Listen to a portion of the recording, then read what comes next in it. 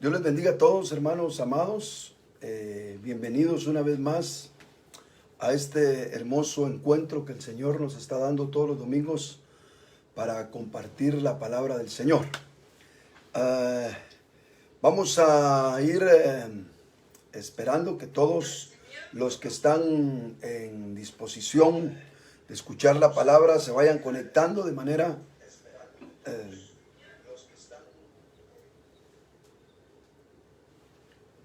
que los que están deseosos de escuchar el mensaje puedan tener la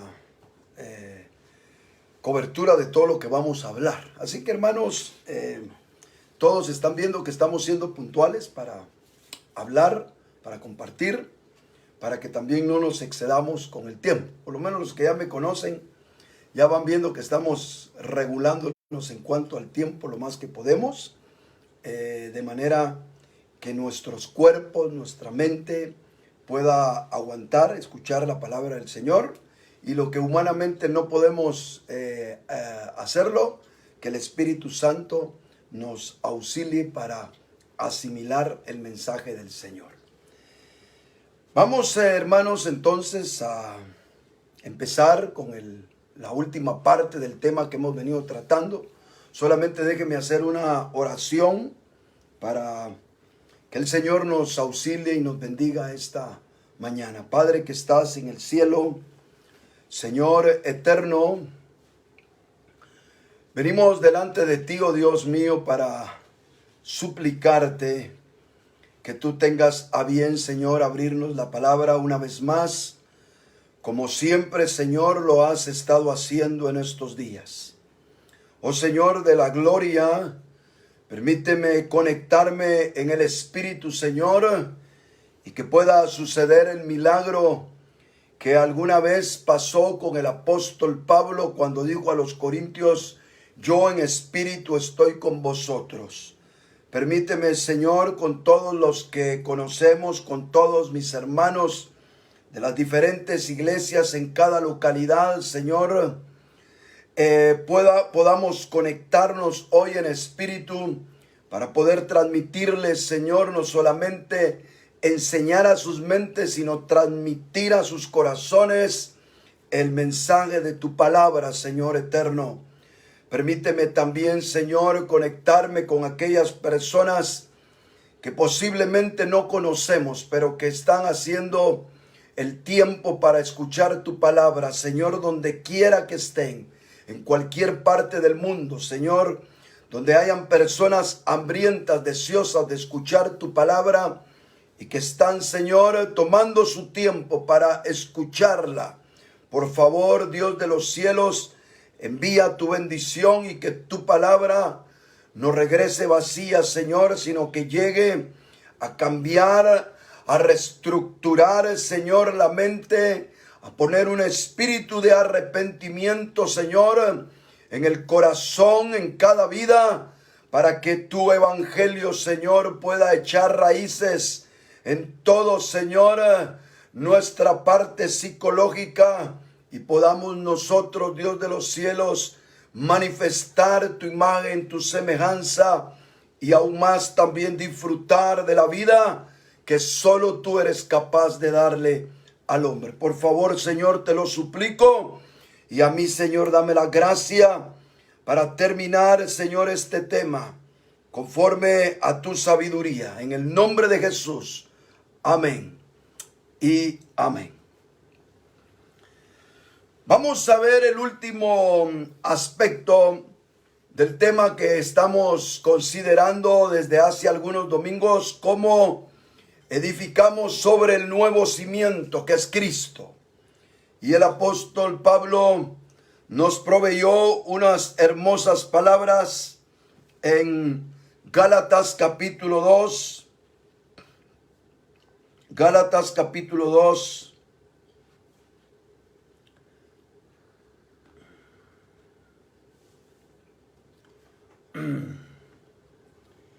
Y en los versículos 19 al 21 que nos ocupa para este tema, Pues mediante la ley yo morí a la ley a fin de vivir para Dios. Con Cristo he sido crucificado y ya no soy yo el que vive, sino que Cristo vive en mí. Y la vida que ahora vivo en la carne, la vivo por fe en el Hijo de Dios, el cual me amó y se entregó a sí mismo por mí. No hago nula la gracia de Dios, porque si la justicia viene por medio de la ley, entonces Cristo murió en vano. Vamos a tocar la última frase de estas maravillosas palabras de Pablo. La vida que ahora vivo en la carne, la vivo por fe en el Hijo de Dios. Si Pablo en realidad lo que quiso fue hacer un resumen por amor a los Gálatas, a los cuales estaba él rescatando del legalismo, rescatando de los principios de ley y de una justificación propia que personas sin el conocimiento perfeccionado en el Señor habían llegado a revolucionar las vidas de los creyentes en Galacia. Y ahora Pablo se ve obligado, a causa de los perturbadores, de escribir esta carta.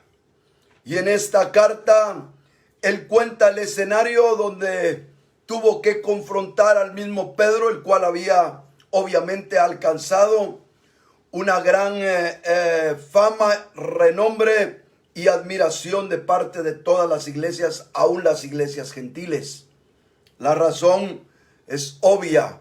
Fue uno de los brazos derechos de nuestro Señor Jesucristo en su ministerio terrenal. Así que todos, me imagino que en algún momento cuando Pedro aparecía en cualquier lugar, era más que deseosos de conocer a ese hombre que había caminado junto con el Señor. Mas sin embargo, seducido por las influencias de los judaizantes, Pedro cayó en la simulación y en dar a entender que el evangelio realmente no era por gracia. Y es ahí donde Pablo explica las palabras que ya leímos junto con el contexto desde los versículos del 15 en adelante. Pero si Pablo lo que quiso fue expresarle a los Gálatas una exposición comprimida de cosas esenciales del evangelio de la gracia del Señor, diríamos que esta última frase que él ocupa es el clímax de lo que debería de experimentar el creyente en el camino del Señor. Así que la vida que ahora vivo en la carne, la vivo por fe en el Hijo de Dios. ¿Por qué es tan importante, hermanos, que nosotros tratemos y cerremos este tema con esta frase? Porque al fin y al cabo, hermanos, hay una tendencia, hay una tendencia en el mundo institucional evangélico de pensar que entre más dosis de exposición en las reuniones, cultos, retiros, conciertos de alabanza o lo que usted quiera llamar, todo tipo de actividad que se haga evangélicamente hablando, religiosamente hablando, entre más se haga, entre más nos dosifiquemos de cosas de Dios, más vamos a tener para vivir en la vida natural.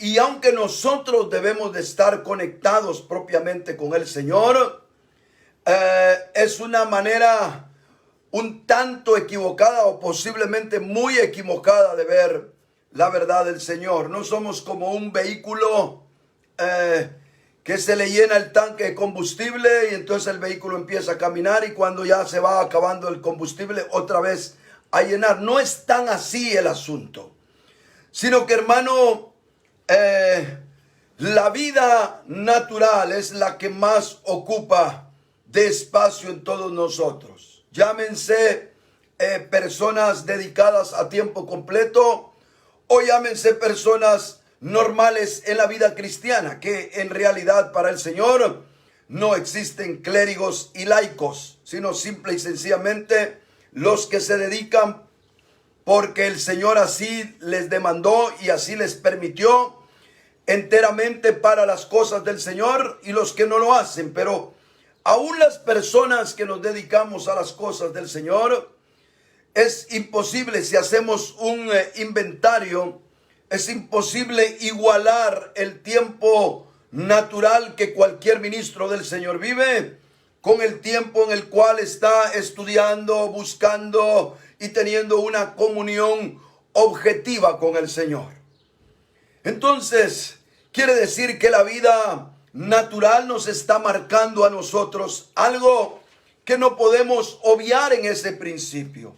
Si nosotros pudiéramos sacar una estadística en cuanto a lo que el Señor dejó descrito en Génesis, Él mismo partió el tiempo en semanas y dijo: 6 días trabajarás y harás toda tu obra, y el séptimo lo apartarás y lo dejarás para mí. Entonces quiere decir que más o menos una séptima parte de nuestro tiempo sería lo que podríamos aprovechar en cuanto a estar objetivamente en cosas del Señor, y lo demás de una u otra manera lo vivimos en esta vida natural.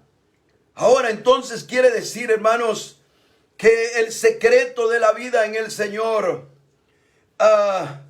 no debe de ser que tanto nosotros vamos a tratar de adquirir, a tratar de conseguir en el Señor, porque al final es imposible hacerlo.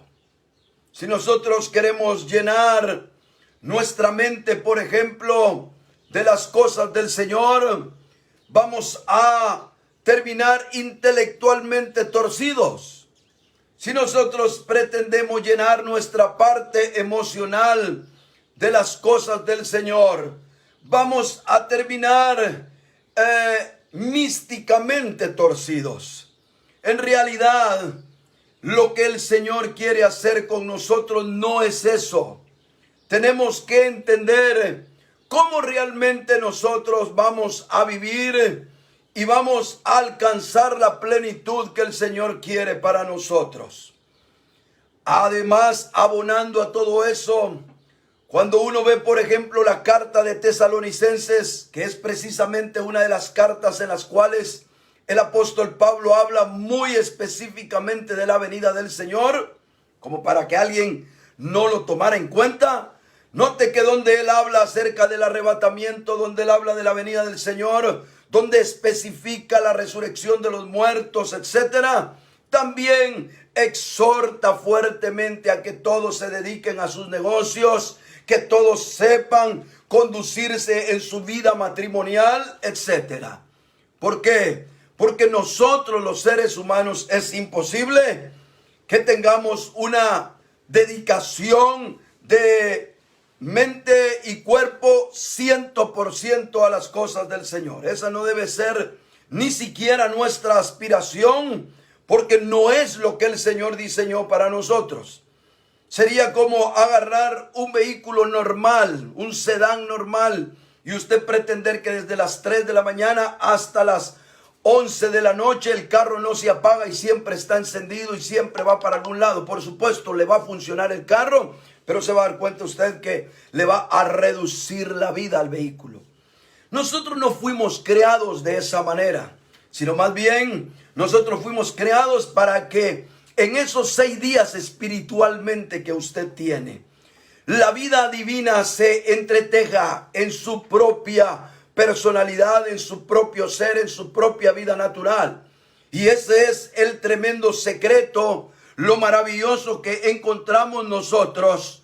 Lo que dice acá: lo que ahora vivo en la carne. Pablo no se enajena de vivir en la forma natural. Él está diciendo lo que ahora vivo en mi forma natural. ¿Por qué, hermano querido? Porque hay una forma natural que todos vivimos. El punto no es tenerle miedo, hermano, a esa forma natural. Tal vez muchos cometieron el error, no sé, serán mis hijos, mi esposa en todo caso, ellos tres los que me juzguen si fui equilibrado o no cuando servía al Señor y ellos estaban bajo mi tutela. Que sean ellos los que, pregúnteles a ellos, porque no es correcto que yo dé mi opinión, pero ¿cuántos ministros tal vez cometimos el error de olvidarnos, de descuidar, o de sentir que estábamos perdiendo el tiempo si ocupábamos un momento para nuestros hijos, para jugar, para compartir, para estar con la esposa, etcétera? Nunca Dios nos ha dicho que esas cosas sean malas.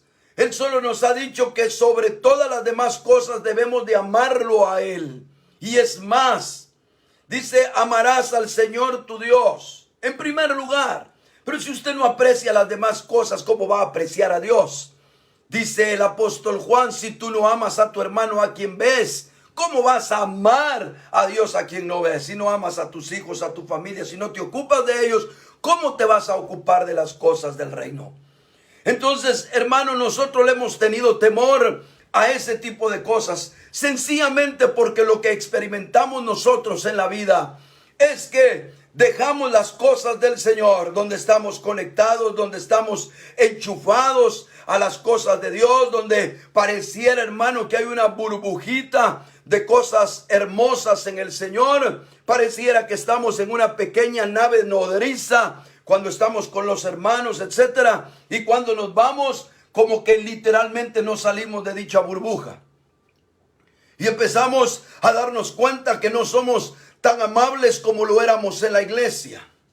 A veces hasta los hijos, hasta los cónyuges reparan en la casa y dicen, ay, ojalá yo quisiera que viniera el hermano Marvin para que te portaras bien. Yo quisiera que estuvieras delante de los hermanos para que te comportaras así con esa carita de ángel que tenés. Y los esposos le dicen a la mujer, ay, ya quisiera yo que estuvieran aquí los líderes para que de verdad fueras obediente, etcétera. Y a todos como que se nos sale el caite de Judas cuando estamos nosotros en otros ambientes y de repente, hermano, nos sentimos con la sensación que hemos perdido algo. Si usted me permitiera algún día reconstruir el escenario de la mujer del Cantar de los Cantares, que no es precisamente una narración cronológica como lo descubrí hace algún tiempo, sino que son diferentes escenarios, como que fuera una obra de teatro, y hay un escenario, hay una primera etapa, otra, segunda, y así hay varios cantos que se mencionan que están recopilados en el Cantar de los Cantares. Así que por eso es que no le encuentra a veces usted toda el hilo cronológico, mas sin embargo va en cantos graduales y ve usted una mujer que sueña, añora estar en la casa del banquete, una mujer que sueña, añora estar en amores, llévame a tus aposentos secretos, por favor no me dejes aquí, ¿qué voy a hacer yo andando errante con mis compañeras? ¿Qué voy a hacer yo con esas que no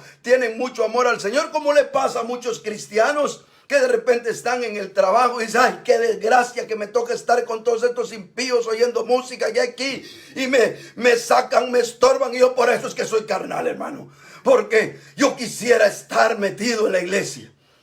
Y en la iglesia encuentro otro montón de carnales.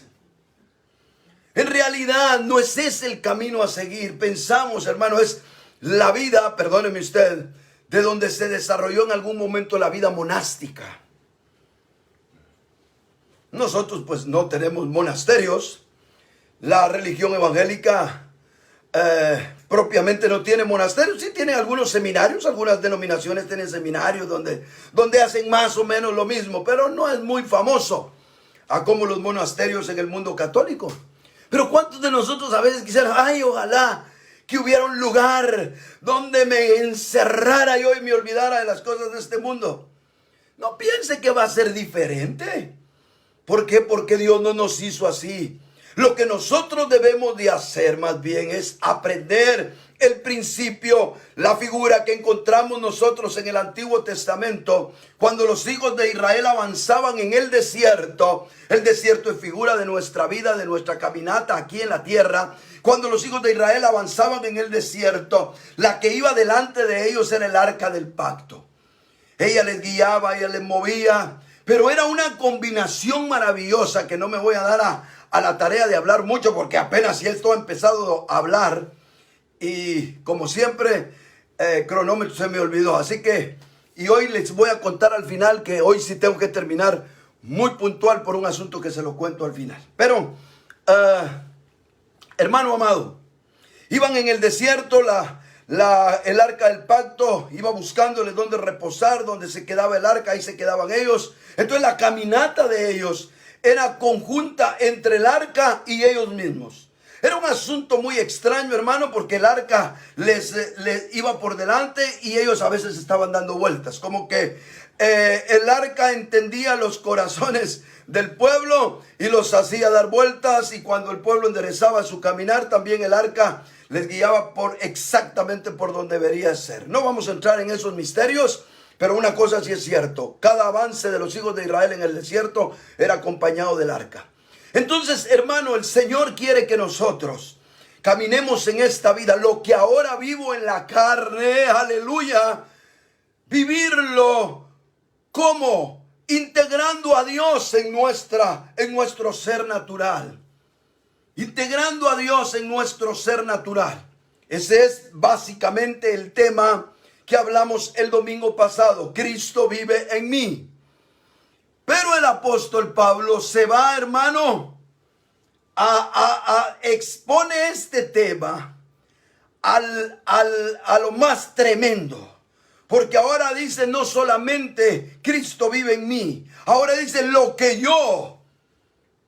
Porque primero dice, antes de eso dice, Cristo vive en mi yo. Ay, qué bueno, qué lindo. Yo puedo, como se lo decía el domingo pasado, entretejer la vida divina con mi propia vida. Qué lindo, qué maravilloso. Pero debemos de considerar, hermano, que la ruta del creyente o la plenitud del creyente no llega ahí.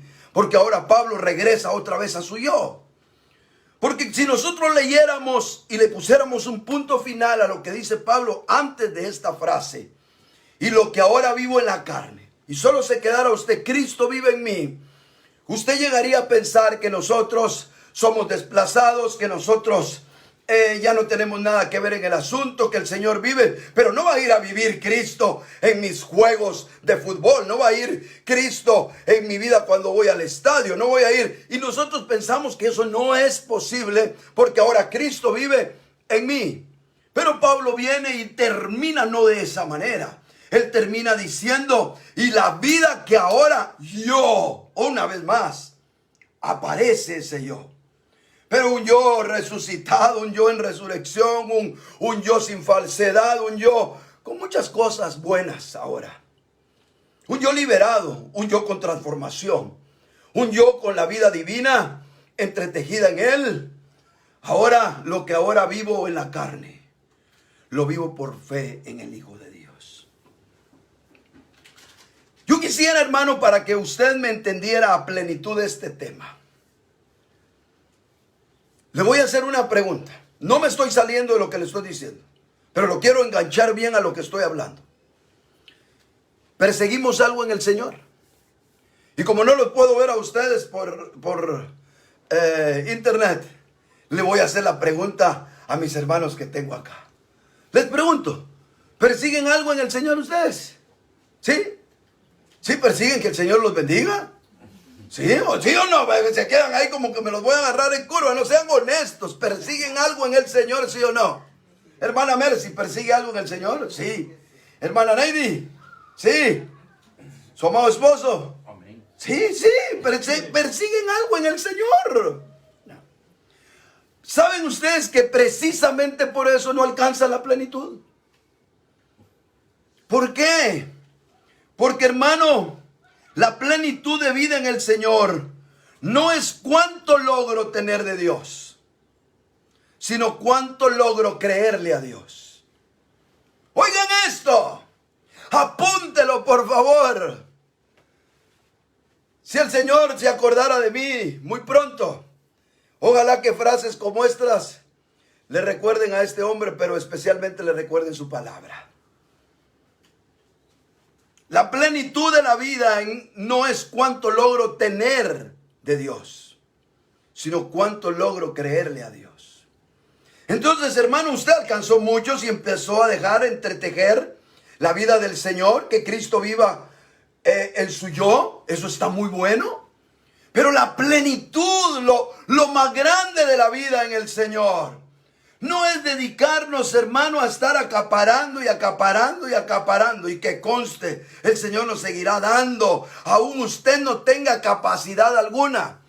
Ya me dijeron los hermanos, ¿qué hacemos con tanto mensaje que usted nos está dando y dando y dando y dando y dando? Bueno, usted coma, y lo que no, pues deje los pedazos, pues alguien más los va a recoger. Distribúyalos, comparta, haga algo, pues. Pero si hay palabra de Dios, Dios siempre va a dar más de lo que usted puede comer. Esta es una de las señales del ministerio de la palabra. Aleluya, amén. Bendito sea el nombre del Señor. Amén. Pero, hermano amado, pensemos un momentito para poder entender este pensamiento que le estoy diciendo. La plenitud de la vida en el Señor no es cuánto logro tener de Dios, sino cuánto logro creerle a Dios. Amén. Cuando nosotros empezamos en la vida, ¿nota usted que todo es adquisición? Por ejemplo, el niño ya crece un poquito, ya tiene año y pico. Yo me acuerdo que Marvin Josué, ahí ríanse de él un ratito, ahí los que estén cerca de él, porque me acuerdo que Marvin Josué tenía ya más de un año, ya debería de andar casi correteando y lo teníamos que llevar a un colegio porque con Mercy estábamos ocupados en algunas cosas laborales. Así que lo fuimos a dejar, pero el bandido no caminaba. Y lo dejamos, al final lo tuvimos que dejar ahí. Mira, agarrado de un pedacito, no sé de qué, de pared, y ahí se quedó un montón de tiempo y las maestras andaban viendo a ver cómo le hacían porque no quería caminar. Nosotros no tuvimos más que dejarlo, aunque sabíamos que no caminaba. Estaba sano, no era problemas físicos, era que no se atrevía. Creo que era la madre la que más estorbaba que caminara el pobre niño, pero al final, ahí en el colegito ese, lo tuvieron que empujar para que caminara. Entonces, hermano, en la vida todo es adquisición. Nosotros felices cuando Marvin Josué adquirió la habilidad de caminar. Después cuando los niños adquieren la habilidad de hablar. Cuando los niños adquieren la habilidad de correr. Y todo en la vida, hermano, mientras crecemos nosotros, es adquirir. Después los mandamos, hermano, con una severenda mochila más grande que sus propias piernas a los niños a la escuela para que vayan a aprender. Y los niños ahí van recibiendo 18 clases, hermano. No sé por qué hacen estas cosas ahora, pues, pero ahí van los niños con una señora maleta en su espalda a la escuela y nosotros queremos que aprenda. Y después los metemos a clase de danza y que aprendan guitarra y que aprendan esto. Ay, hermano querido, y los niños están así, miren, ya no queda tiempo, están estresados los pobres porque ya no les queda tiempo ni para jugar. Porque todo es aprender, adquirir. Está bien. Pero dígame, hermano, ¿cómo empieza a manifestarse la edad en la cual ya no somos precisamente ni adolescentes, ni jóvenes, y tal vez ni ancianos, pero que entramos a una edad considerable? Lo contrario, ceder. Ahora tenemos que ceder, hermano, en muchas cosas. Yo, siendo abuelo y teniendo a mis nietos a la par de mi casa, a veces tengo que ceder la privacidad. Tengo que ceder a Mercy, que le fascina estar con ellos. Tengo que ceder en tal cosa. Tuve que ceder en no hacer los deportes que antes hacía. Hay quienes no quieren entender eso y terminan con su pata mala, porque no quieren entender que ya no tienen edad de de muchachitos para andar jugando fútbol o básquetbol y terminan mal. Entonces vamos cediendo. Y no en la vida, hermano, es ceder. Uno de los grandes conflictos de los seres humanos es no poder ceder conforme va pasando el tiempo. Yo lo pude ver en mi madre. Ella de verdad murió en una condición muy terrible. Murió sin sus dos piernas porque nunca se pudo cuidar adecuadamente la diabetes. Y entre paréntesis, por favor, hermanos que me escuchan, no soy médico, pero de verdad los que tengan diabetes igual que yo, cuídense, se lo digo yo, que tuve que ver a mi madre morir en una fatal, pero fatal situación. Pero ella murió sin sus dos piernas y nunca pudo aceptar que no las tenía. Entonces, ¿cuántas veces en la vida a nosotros nos va costando? Porque por un tiempo adquirir estaba bien. Pero llega un tiempo en que tenemos que ceder y ceder y ceder. La vida en el Señor, hermano, la plenitud de la vida en el Señor, no es que tanto tú adquieres, sino que tanto le crees a Dios. Y hermano, cuando usted puede encontrar la ruta de la fe, entonces usted, hermano, encuentra una gloria bendita para poder vivir lo que ahora vive en la carne. ¿Cómo debemos de vivir esta vida natural? Alabado sea el Señor. La debemos de vivir por fe. ¿Qué significa eso? Hermano querido, que usted no esté pretendiendo que en lo natural usted esté jaloneando las glorias que tal vez usted tenga en lo espiritual. No esté pretendiendo que todo el tiempo sean tiempos de primavera en su vida espiritual. No esté pretendiendo, hermano querido, que todo lo que Dios le ha dado alguna vez lo vuelva y lo repita el Señor. Yo no sé cómo mucha cristiandad, yo conozco a muchos hermanos, conozco amigos en Cristo que vivimos en un ministerio maravilloso, con un padre, con un hombre de Dios, un apóstol del Señor.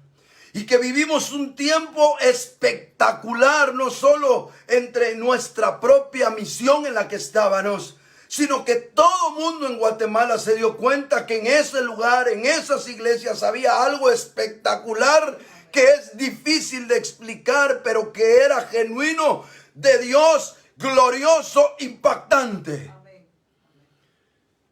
Qué bueno, yo me alegro de haber sido parte de ese mover.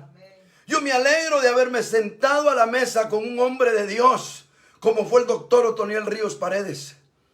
Alguien que considero el hombre, mi mentor, mi padre espiritual. Me alegro, pero debo de reconocer una cosa. No puedo vivir de esas glorias. No puedo vivir ni siquiera, hermano, del día en que 15 cuadras me fui caminando después de que el Señor me dio llenura del Espíritu Santo y me hizo hablar en lenguas en una casa a 15 cuadras de la casa de mis padres. Y como a eso de las 10:30 de la noche me fui yo silbando solo, deseando por primera vez que no llegara el momento de entrar a mi casa. Iba despacito, tranquilo, en aquellos tiempos donde la ciudad capital era muy tranquila. Yo feliz. Y cada cuadra solo miraba que no pasara carros, me pasaba la calle y seguía hablando en lenguas. Así llegué a mi casa. Pero no puedo esperar que la vida sea exactamente así. Vi cosas maravillosas que de verdad, hermano, pasaría tardes enteras contándole. Pero más sin embargo, la vida en el Señor, la plenitud en el Señor, no es cuánto logro tener de Dios. Es por eso que en la vida cristiana muchos entran en conflicto. Porque cuando tienen que entrar a la parte natural, lo que ahora viven, fíjese pues, lo que ahora viven, quieren vivir el culto que tuvieron el domingo. ¿Cómo va a vivir usted eso? No, es que tenemos que vivir bajo la nube, hermano. Mire, no en todas las áreas de nuestra vida se pueden acoplar las figuras antiguo testamentarias. Por eso nunca el Antiguo Testamento debe ser nuestra guianza. No pretenda usted, hermano, andar en la vida con la nube del Señor metidos y la gloria del Señor, y a usted le está diciendo, mire, quiero hacer un negocio con usted, ay, espérese, porque yo estoy en la noche. No puede estar usted así en esta vida. Por favor. Eso se llama no ser cristiano, eso se llama ser chiflado. Incoherente. Eso no es lo que Dios nos pidió. Pero Dios nos pidió, hermano querido, a nosotros encontrar la beta, la llave. Y perdóneme, le voy a decir de esta manera, la puerta dimensional que se llama fe. Amén. ¿Qué es fe? Cuando nosotros encontramos, hermano, ¿qué es fe? Ay, hoy me salí del bosquejo, no sé ni por dónde ando con mi bosquejo, hermano. Pero déjeme buscar ahí Hebreos 11. Hebreos 11. Yo procuro no salirme de mis bosquejos, hermano, para no andar hablando muchas cosas y hacer ensaladas de mensajes. Pero sé que no me estoy saliendo. Solo que no estoy llevando el orden del estudio. Pero dice, ahora bien, la fe es la certeza de lo que se espera, la convicción de lo que no se ve. ¿Ya se dio cuenta entonces por qué el apóstol Pablo dijo, lo que ahora vivo en la carne lo vivo por fe? ¿Y qué es la fe? Bueno, la fe tiene que ver con lo que se espera, entonces no lo tengo. La fe es con la convicción de lo que no se ve y de lo que se espera. En otras palabras, la fe, hermano, es como que, digamos, déjeme poner este ejemplo que se me ocurre ahorita. Armando me diga, hermano, yo tengo sed, no me da usted de su botella de agua. Yo vengo y agarro esto y le digo, mira, Armando, aquí ahí te dejo ahí el taponcito y cree que vas a tomar agua. Y él se agarra el taponcito, se lo guarda, pero pareciera que no le quita la sed. Pero la fe es mucho más milagrosa que ese taponcito. ¿Por qué? Porque la fe dice que es la esencia, la sustantividad, dice otras versiones de la Biblia, de lo que se espera. Y es la convicción de lo que no se ve. Alabado sea el nombre del Señor. En otras palabras, hermano, la fe es la llave. La fe es la puerta dimensional con la cual nosotros podemos tocar o podemos accesar a dos cosas importantes para que lo que vivimos ahora en la carne lo vivamos bien. Lo primero, hermanos, es que es la puerta. Es la puerta y es la llave. La fe. ¿Para qué? Para la esfera divina. En realidad, hermano, lo más glorioso de Dios, ¿qué es? Si yo le preguntara, hermano querido, a alguien con mucha experiencia pentecostal, yo le diría, ¿qué es estar en la esfera divina? Es, hermano, que caiga la gloria de Jehová, que hayan lenguas, que se mueva, que el poder, etcétera. Si le preguntara a alguien con una tendencia neopentecostal, como me sucedió a mí hace años, diría, hermano, es estar danzando toda una tarde con cantos, con esto, con adoración, etcétera. Pero la esfera divina es todo aquello que el hombre no puede tocar. Por lo tanto, hermano querido, todo lo que tú sientes, todo lo que tú vives, todo lo que tú experimentas de Dios, es lo que el Señor en sus virtudes, en su mover del Espíritu, trae para acá contigo.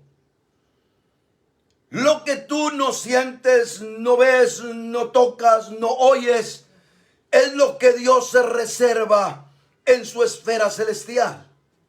Entonces, si tú lo que estás buscando es la plenitud de tocar la esencialidad de Dios, quiere decir que no has de tocar nada. El apóstol Pablo entendió algo bien tremendo y se dio cuenta que el vivir la vida de la carne en fe lo hacía vivir en esa corriente, en ese presente psicológico más profundo que le explicaba la semana pasada, en donde Dios corre, donde nuestro presente no alcanza algo de Dios para tomar, sino más bien, hermano, Dios está moviéndose en su propia dimensión y acompañando al ser humano. Nosotros, hermanos, sabemos que la esfera divina es las propias regiones celestiales. Según Hebreos capítulo 10 y versículo 19, dice, si tenemos confianza para entrar al lugar santísimo, después dice,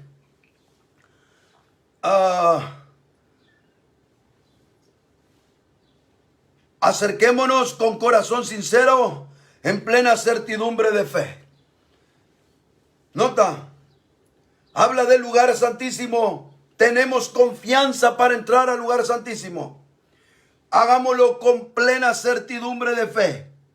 Entonces, ¿cómo entramos nosotros? ¿Cómo tocamos lo más grande de Dios? Con fe. Si usted entonces, hermano, está en la actitud de siempre pedir, conseguir algo de Dios, es, hermano querido, como aquella persona que le dijera a algún pordiosero, alguien necesitado en la calle, y le dice, le tengo dos cosas para ofrecerle a usted que está muy necesitado aquí. Le doy mi reloj de $10,000 y se lo regalo, o se va conmigo. ¿Qué quiere? Posiblemente aquel hombre, sabiendo que el reloj vale $10,000, le diga, déjame el reloj mejor. ¿Qué me saco de irme con él? Pero el que es más sabio le dice, mejor lléveme. Hermano, lo de Dios, lo más esencial de Dios, no se piensa, no se percibe, no se toca, es algo celestial. Y eso se consigue por fe. Entonces, cuando Pablo está diciendo lo que ahora yo vivo en la carne, lo vivo por fe. Está diciendo la única manera en la que yo puedo vivir esta vida natural es creyendo. No buscando más. No buscando más, sino creyendo lo que Dios tiene para mí. Lo que Dios tiene en mí. Como cuando nosotros salimos de casa. Hermano, qué terrible es aquellas personas que les toca vivir en algunos lugares, que se van de casa y no saben si al regresar les vaciaron la casa. Y es más, hay lugares donde más terrible, no solo les vaciaron la casa, se llegaron a vivir algunos sinvergüenzas, marosos, etcétera, a su propia casa. Pero qué delicioso es, hermano, cuando usted va al trabajo, usted bien somatado en el trabajo, y usted sabe que al llegar a la casa, ahí están sus hijos, ahí está su querida esposa, le tiene sus frijolitos servidos, lo atiende, le dice mi amor, le da un beso, y qué lindo es. Bueno, ojalá que le pase a usted eso, pues, ¿verdad? Pero, hermano amado, cuando nosotros estamos caminando en la vida, en este yo, en este presente psicológico, nosotros necesitamos vivir por fe. Pero la fe no es entonces lo que sentimos, sino es lo que logramos creer. Yo no creo que al salir de mi casa mi esposa me abandone. Voy y regreso y sé que ahí está. A pesar de lo que soy, ahí está. Esa creencia me hace estar tranquilo, ¿no? No tengo que estar, tal vez ni siquiera llamando a cada rato. ¿No ve usted los que padecen de ese mal? ¿Y dónde estás? ¿Y qué estás haciendo? ¿Y de dónde? No, hermano, eso no es vida matrimonial, pues. ¿Cómo sale usted a trabajar? Con la confianza de que en casa las cosas están bien, que en casa están como deben de estar. Entonces, ¿qué lo mantiene a usted bien, tranquilo, en su trabajo, en sus quehaceres de afuera? Esa confianza, ese creer. Y hermano, cuando nosotros vivimos eso, ¿sabe qué hacemos? Que el cielo puede correr en nuestro presente psicológico más profundo. Oh, hermano, a nosotros nos tiene que ocurrir la experiencia de Jacob. Tenemos que volver un día. Déjeme Déjeme que me dé tiempo el Señor con tantas cosas que estamos haciendo en el Señor, para un día volver a hablar detalle por detalle de la vida de Jacob. Amén. Pero en una de las ocasiones, cuando Jacob va de regreso para su tierra, afligido de todas las cosas que le pueden suceder, de repente el Señor le abre los ojos y se da cuenta, hermano, que un ejército, aparte del que él llevaba muchas ovejas, mujeres, siervos y todo. Aparte de ese gran campamento que iba con él, iba otro que era de rango celestial. De manera que cuando él se dio cuenta de eso, él le llamó a ese lugar Mahanaim, que significa la unión de dos campamentos. Oh, gloriosa revelación de Jacob, que vio, hermano querido, que mientras que él caminaba, también había algo celestial que caminaba con él. No lo vio todo el tiempo, solo lo vio ahí, pero le bastó para saber que todo el tiempo cuando él se movía, también se movía algo celestial a la par de él. Benditos los que creemos que el Señor va con nosotros, que Él nos acompaña, no solamente, hermano querido, como nuestro ángel que nos protege a diestra y siniestra, sino que corre en nuestra experiencia interior. Alabado sea el nombre del Señor. Saber, hermano querido, que nuestros pensamientos los podemos entremezclar, los podemos, hermano, en un momento dado zambuir en esa otra corriente donde el Señor está, donde lo celestial se mueve. Que en nosotros exista un Mahanaim. Amén. Que en nosotros, hermano, pueda existir eso. ¿Cómo? Fe. Y yo, hermano, ¿qué necesito sentir? Nada. No te ocupes de sentir.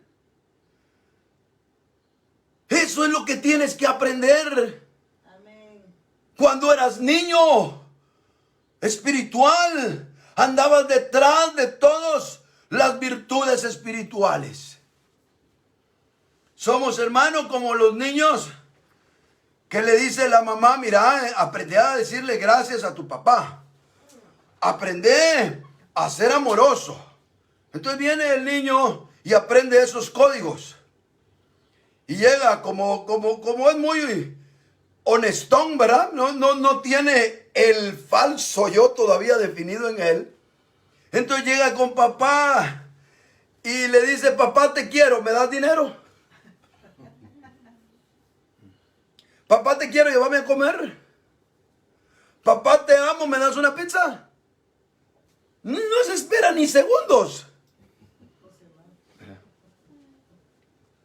Entonces uno lo detecta, pues, ¿verdad? Y hay algunos niños que te dicen: papá, te amo, me das dinero y te doy las gracias. Y de una vez meten el paquete completo. Hermano amado, ¿qué tiene que hacer usted? Vivir por fe. Pero cuando usted, hermano, camina, se va a dar cuenta de la experiencia de los hombres de fe que aparecen en Hebreos 11. No le voy a leer porque ahí nos vamos a entretener demasiado, mucho. Solo déjeme decirle algo. ¿Sabe qué me sorprende? Que ahí dice que muchos ni aceptaron lo que el Señor les había ofrecido, para que siempre quedara la promesa y siempre quedara el gancho hacia las cosas eternas.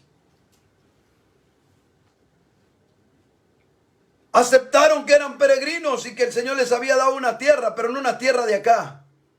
Por eso dice que cuando caminaron en la tierra de la promesa, caminaron como en tierra extraña.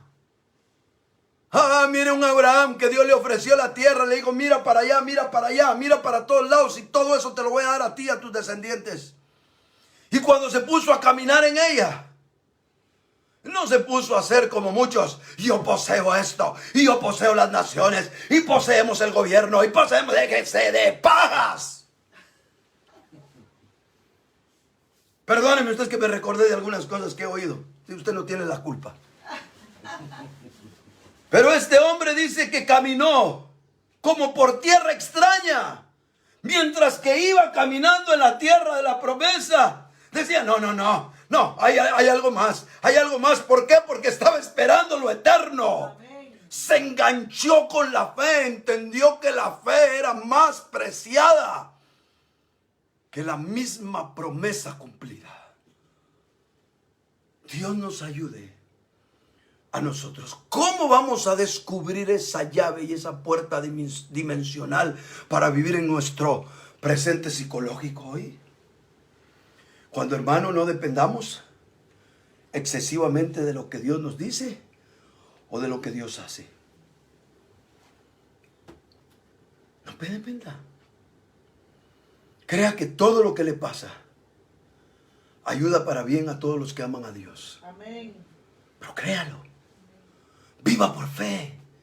Créale, es más glorioso un hijo, el hijo que de verdad honra al Padre Celestial.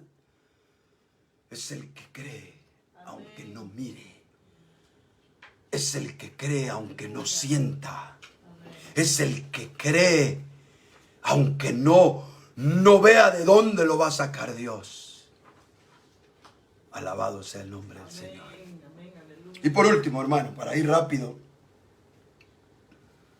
la fe nos da el verdadero reposo, ¿no? La Biblia dice en Eclesiastés 1:14, dice que es vanidad de vanidades, todo lo que está debajo del sol es vanidad. Esa palabra vanidad en la Biblia significa todo lo que pasa, todo lo que es como un soplo, todo lo que está ahora y desaparece. Todo. No importa si es bueno o es malo. Para el escritor, para el inspirador divino, él dijo, todo lo que está debajo del sol es vanidad. Entonces, nosotros, hermano, debemos de aprender a estar anclados en lo eterno. Si todo lo que está debajo del sol es algo que está y después no va a estar, solo hay algo que siempre va a estar: Dios. Entonces, hermano, el verdadero reposo del creyente, la plenitud del creyente, el Shabbat genuino del creyente, es llegar a alcanzar esa medida en la cual no buscamos más, solo le creemos a Dios. Hermanos amados, si nosotros podemos vivir a lo que dijo Pablo, lo que ahora vivo en la carne, lo vivo por fe en el Hijo de Dios, nosotros vamos a tener, hermanos, la apertura para no buscar, sino reposar. Para no inquietarnos por tener, sino creer. Y cuando eso se da, primero, hermano, alcanzamos tocar las esferas celestiales. Pero en esta vida entramos al maravilloso reposo del Señor. Reposo que solo lo alcanzan los que viven por fe. Eso es lo que dice Hebreos 4, y con esto termino, hermanos. Hebreos 4,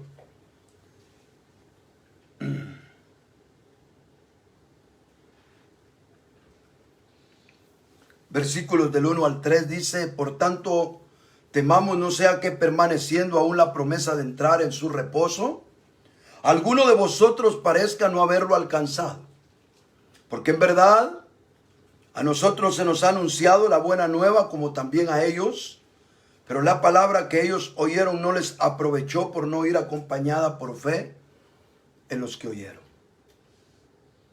¿Por qué no aprovecharon muchos la palabra?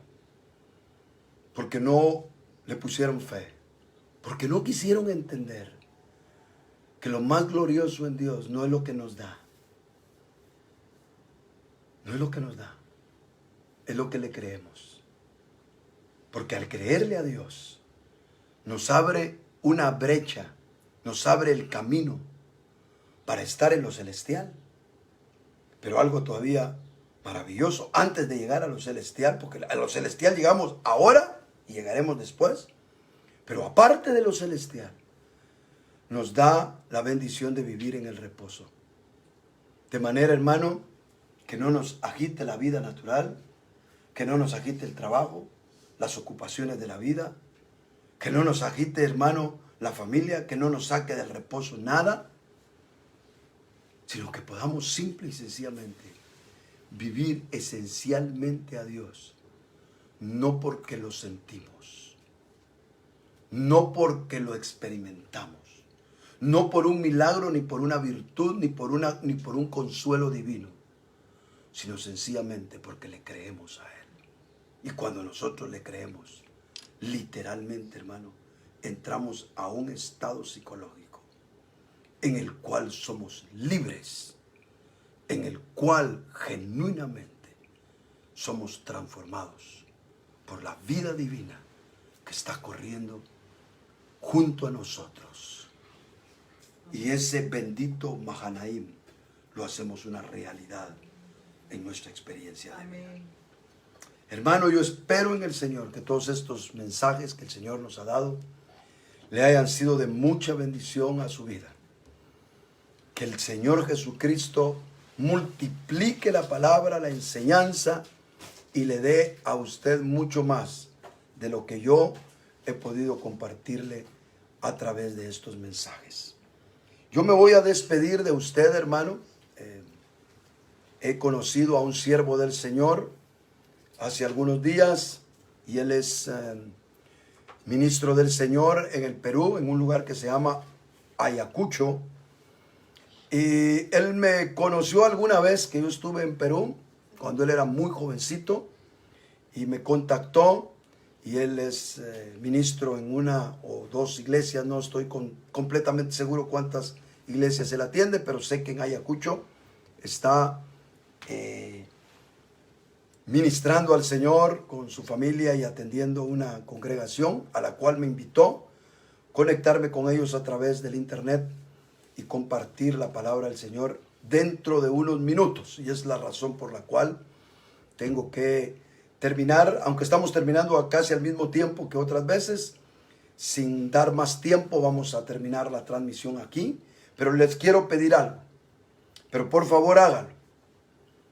Oren por el hermano Marvin, oren por mí, hermanos.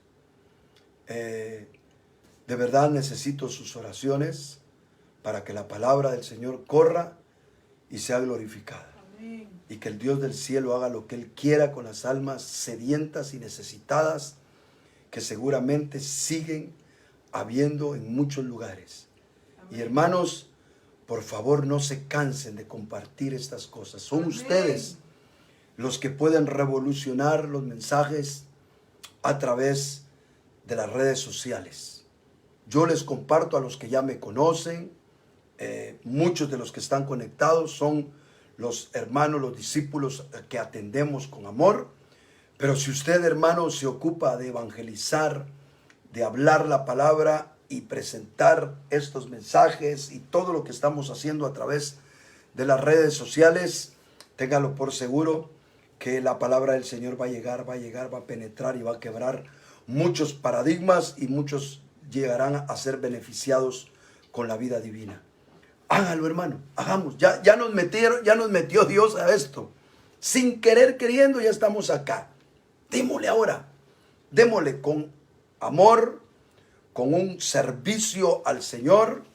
Démosle creyendo que estamos sembrando y que muchos necesitados Amén. Encontrarán el camino a una restauración y muchos que no creen en el Señor serán salvos. Por favor, apoye la labor ministerial, misionera que estamos ejerciendo en medio de esta crisis. Amén. Dios me los bendiga y que la paz del Señor esté con ustedes. Amén. Amén.